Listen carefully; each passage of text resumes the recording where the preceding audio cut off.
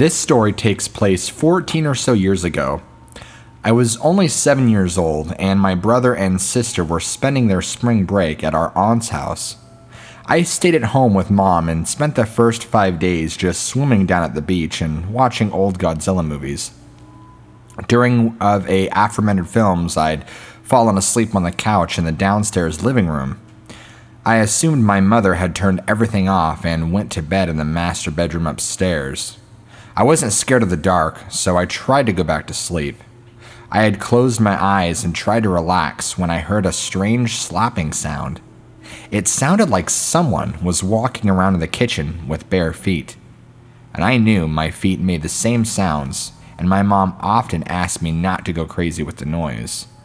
The kitchen and the living room were only separated by the small liner which acted as a separate spacer between the kitchen's tile flooring and the living room carpet. The kitchen had a bar built into the wall which faced the living room and the staircase which connected the 2 floors of the house. The slap sound was replaced by subtle but still audible scratching noise, like the sound of fingernails make when it scrapes up against a wooden surface. The sound stopped, but only to be replaced by a soft padding sound. Mom would have made a lot of noise coming down the stairs, given that they were metal and topped with wood.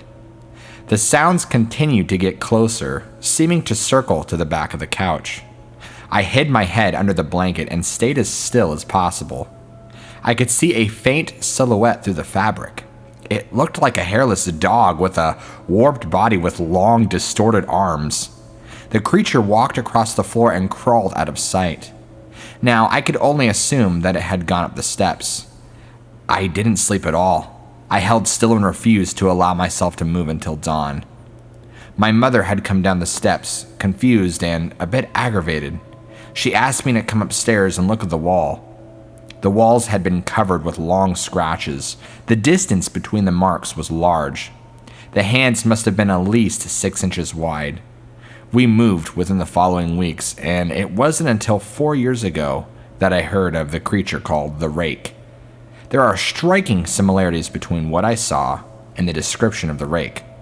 I'm glad we moved out, but honestly, I still have sleepless nights to this day. My house has always been creepy. Growing up, I've had unexplained experiences starting from the time I was 4 and never stopping. I live in rural Kentucky, one of those towns that solely rely on coal and is 5 years behind the rest of the world. In general, the whole town is still covered in thick woods that appear to have not been tampered with in 100 years. My house is placed right in the middle of the mountains, surrounded by an extreme amount of woods and even a couple ponds. That gives you the setting for my home. This is where the real story begins. Growing up, I was never allowed to watch shows such as Ghost Hunters or even movies such as The Exorcist in my house because of the weird activity which goes on.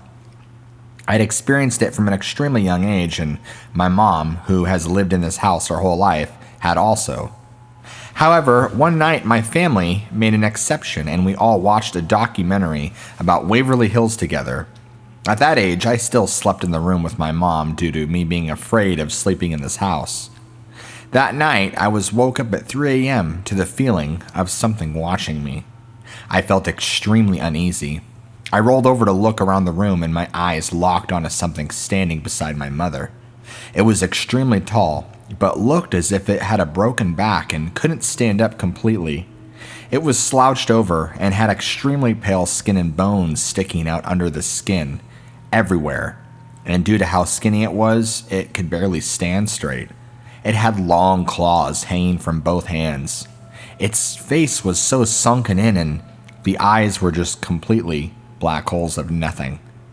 A few greasy hairs were visible on its head. It had no clothes, but also no genitalia or nipples. I was horrified. I rolled over and covered up myself from head to toe. I refused to move or look out the rest of the night, even though I was fully awake. Eventually, my mother finally woke up that morning. She immediately started complaining of her side hurting. She raised her shirt to look and found huge claw marks down her side. It was 3 deep wounds which were extremely inflamed and still bleeding. I felt horrible knowing that thing did that to her while I lay beside her hidden. A couple months later, I saw the same creature again, although not as horrible as the first experience. I was woken up to the creature slouched on the floor on my side of the bed. It was watching me sleep. I covered myself up again immediately, but this time got the courage to peek out and found it still looking over at me. I'm not sure when it went away because I didn't dare look again. The feeling this creature gave me and the room was horrifying. I got chills and my hair stood on end before even seeing it the first time. It had the feeling of complete and utter evil to it. I'm 18 now and obviously sleep in my own room. However, I still live in the same house. My mom still sleeps in the room where I witnessed this same creature. Almost nightly, she has nightmares about something watching her in her room. She has nightmares about something hiding in the paintings on her walls or something coming from the ceiling in her room while she sleeps.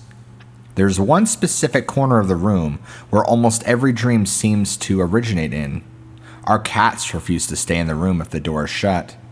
If anyone has any information about any folklore this could relate to, please tell me. I'm desperate for any information about what I've seen.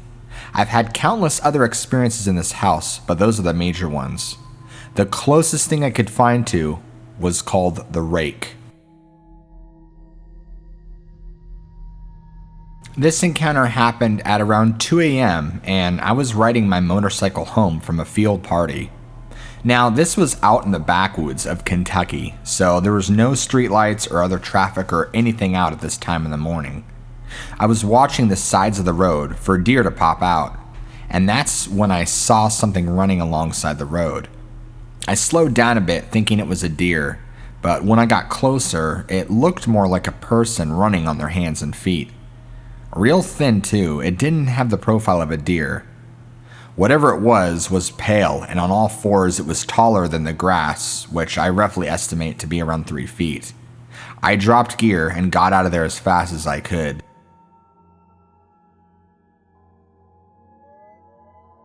Let me start off by saying that I used to live off a military base in Hawaii in the late 90s and early 2000s.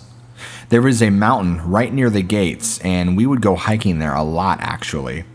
The first experience was when we found what I would call an altar type place. It was really old and it was a stone table, and let's just say you could tell it was used for sacrificial things, unfortunately. It always was a weird vibe there. Almost like you weren't in the woods when you stepped into this particular area. It would be dead silent. No wind, no rustling, no animal noises, nothing. And it gave you a very uncomfortable vibe. I was jogging one morning right outside the base and I heard drum beats. Almost something that sounded ceremonial. Which would make sense as that was part of the ancient Hawaiian culture. There was another time when I was outside the gates and I saw what they called a menehune, or in their culture is a mini-sized mischievous spirit, but it scared me very badly. I didn't get the "oh, it's just a prankster" vibe. I got the "it wants you and it wants to harm you" vibe. I actually stopped jogging outside the base because these experiences really freaked me out. Hawaii as a whole is a very spiritual, mystical place, and a lot of paranormal things occur there. The phantom lights, the ghost warriors. It's an interesting place to learn about for sure, and I know I'm probably not describing these situations very well, and I apologize for that. I've never really spoken about them because I never thought anyone would care. But what I believe is when I seen that creature, it had looked similar to what they call as the crawler, otherwise known as the rake. I only encountered this creature a couple of times during my visit and stay in the military base, but ever since leaving, I have no plans to return.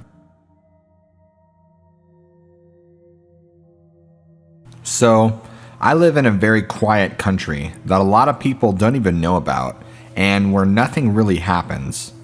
It's a Saturday night, or rather Sunday morning, last summer.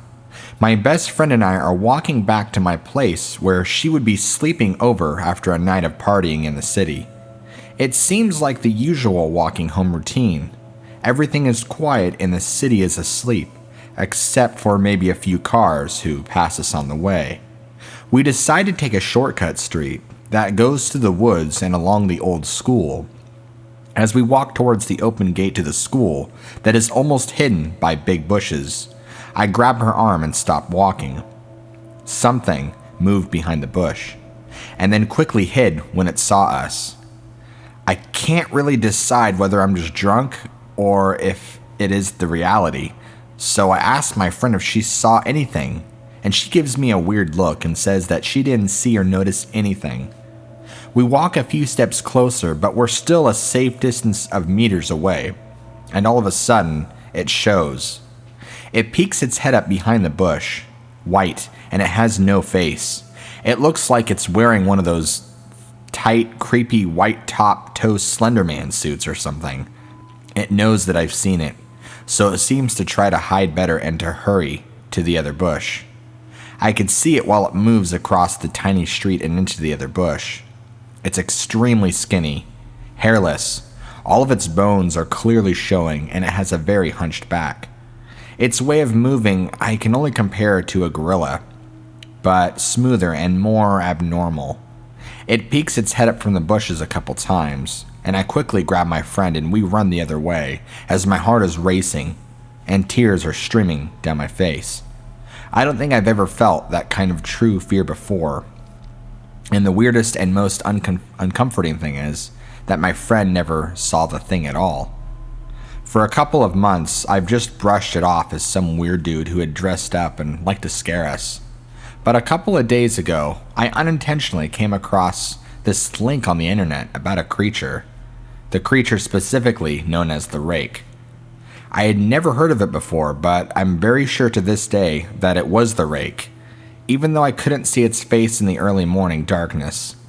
Though it says that the RAKE is completely made up, I don't think it is. I think people accidentally made up an already existing creature. The RAKE hasn't showed itself again to me, luckily. And since that day, I've never walked that shortcut again. Not even with friends in the daylight. Growing up, horror was my favorite source of entertainment. It still is, in fact. The suspense, the gore, the adrenaline it gives me, and has always just been thrilling. However, I never really believed in the stories. Stories were stories, nothing about it. Whether it was the boogeyman, the expressionless, or even, recently popular, the infamous Slender Man. That is, until last night. I was with a group of friends after a party. It was roughly 2:30 a.m., and I was ready to go home. After a long night of alcohol and heavy partying and hitting on girls for 4.5 hours, it was more than good enough for me. I went outside and my friend Shane was supposed to drive me and my friends Connor and Anthony home. I went out front and noticed his car at the time was missing. Fuck, I thought. He took off without us. I was about to call him when I noticed we had all left our cell phones in the car.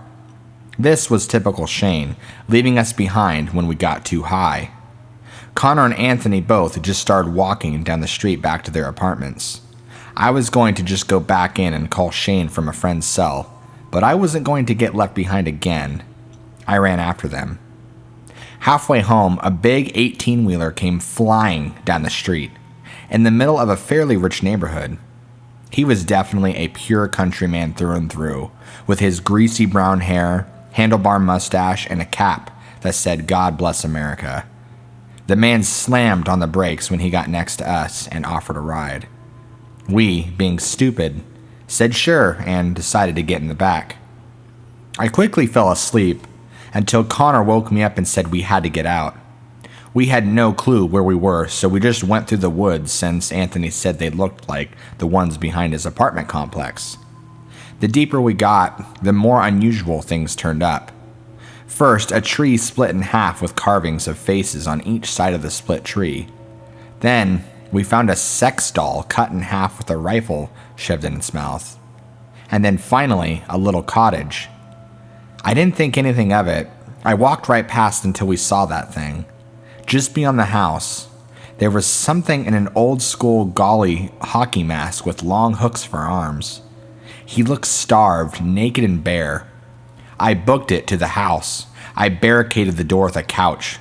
My friend ran out of the woods, and luckily, I thought I may be able to call the police if there was a phone inside. I went to the back of the house to find the one where I realized that the back door was actually open. It darted in the house. I am scared shitless at this point and make a beeline for the window and try to jump through. First time, nothing happens, so I throw a lamp at it. It breaks, and I leap through and cut my leg. I pretty much half limp, half crawl my way out of the woods at this point. I looked back only once, and I see it on the porch, watching me. Wait, what? What is that thing? It shouts noises for 15 minutes frantically as I crawl out of the woods. I couldn't believe it. I thought it was a dream. I hitched 2 rides, the first one mugging me and shoving me out of the car after about 5 or so miles. When I got home, I got the police first, and then Shane both answered. However, Anthony and Connor have been missing ever since. Apparently, the trucker was also killed and turned up in the woods too. I need help as I haven't been stable since the attack and what happened to me. I will try to update from the hospital, but I may not be able to as I am done recovering.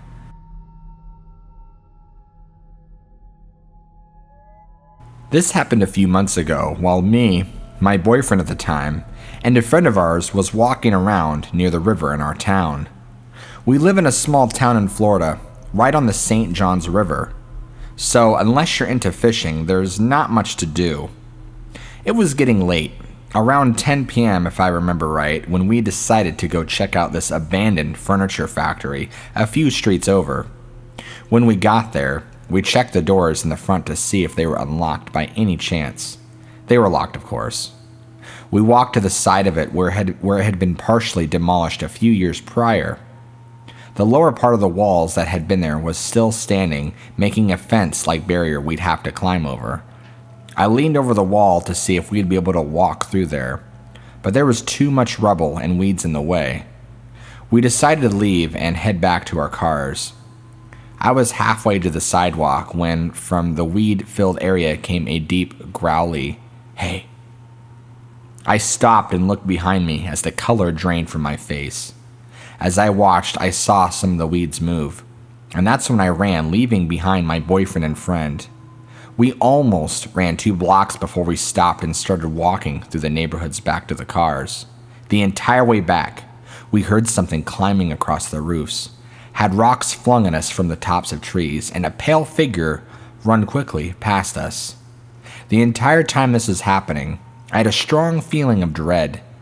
We got back to our car safely, but stood there for a few minutes, trying to calm down, some before we drove it. It was all calm for a minute before we heard the creature climb onto the roof of a converted bank. It paced back and forth, just out of the reach of the light, throwing things at us and into a tree a few times.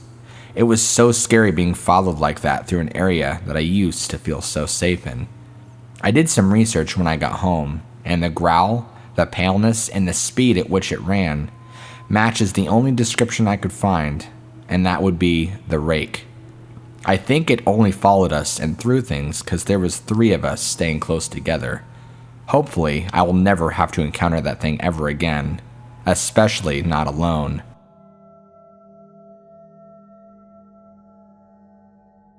3 years ago, I had just returned from a trip from Niagara Falls with my family for the 4th of July weekend. We were all very exhausted after a long day of driving, so my husband and I put the kids right to bed and called it a night. At about 4 a.m., I woke up thinking my husband had gotten up to use the restroom. I used the movement to steal back the sheets, only to wake him up in the process. I apologized and told him I thought he had gotten out of bed. When he turned to face me, he gasped and pulled his feet up from the end of the bed so quickly his knee almost knocked me out of the bed. He then grabbed me and said nothing. After adjusting to the dark for half a second, I was able to see what caused his strange reaction. At the foot of the bed, sitting and facing away from us, there appeared to be what a naked man or of sorts, or a large hairless dog. Its body position was disturbing and unnatural, as if it had been hit by a car or something huge. For some reason, I was not instantly frightened by it, but more concerned as to its condition. At this point, I was somewhat under the assumption that we were supposed to help it. My husband was peering over his arm and knee, tucked into the fetal position, occasionally glancing at me before returning to the creature. In a flurry of motion, the creature scrambled around the side of the bed, and then crawled quickly in a flailing sort of motion right along the bed until it was less than a foot from my husband's face. The creature was completely silent for about 30 seconds, or probably closer to 5, it just seemed like a while, just looking intently at my husband. The creature then placed its hand on his knee and ran into the hallway, leading to the children's room. I screamed and ran for the light switch, planning to stop him before he hurt my children. When I got to the hallway, the light from the bedroom was enough to see it crouching and hunched over about 20 feet away. He turned around and looked directly at me, covered in blood. I flipped the switch on the wall and saw my daughter Clara. The creature ran down the stairs while my husband and I rushed to help our daughter. She was very badly injured and spoke only once more in her short life. She said that it's the RAKE. My husband drove his car into a lake that night while rushing our daughter to the hospital. He did not survive. Being a small town, news got around pretty quickly. The police were helpful at first, and the local newspaper took a lot of interest as well. However, the story was never published, and the local television news never followed up either. For several months, my son Justin and I stayed in a hotel near my parents' house. After we decided to return home, I began looking for answers myself.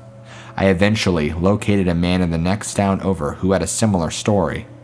We got in contact and began talking about our experiences. He knew of 2 other people in New York who had seen the creature we now refer to as the RAKE. It took the 4 of us about 2 solid years of hunting on the internet and writing letters to come up with a small collection of what we believed to be accounts of the RAKE.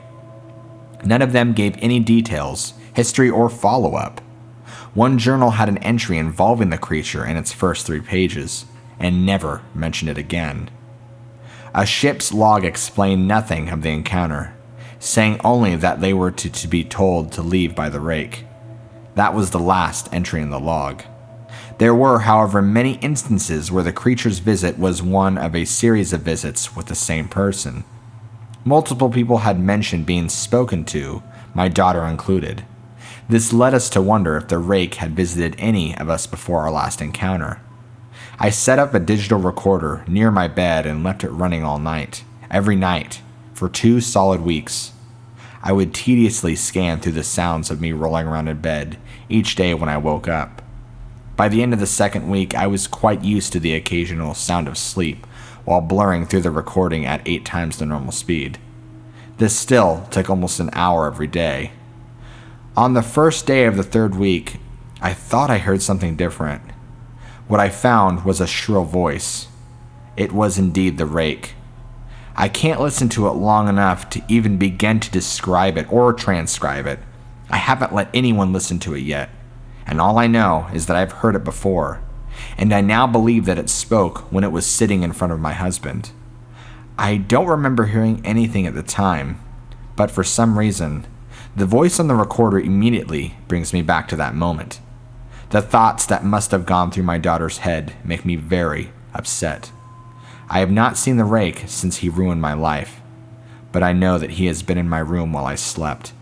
I know in fear that one night I'll wake up to see him staring at me again.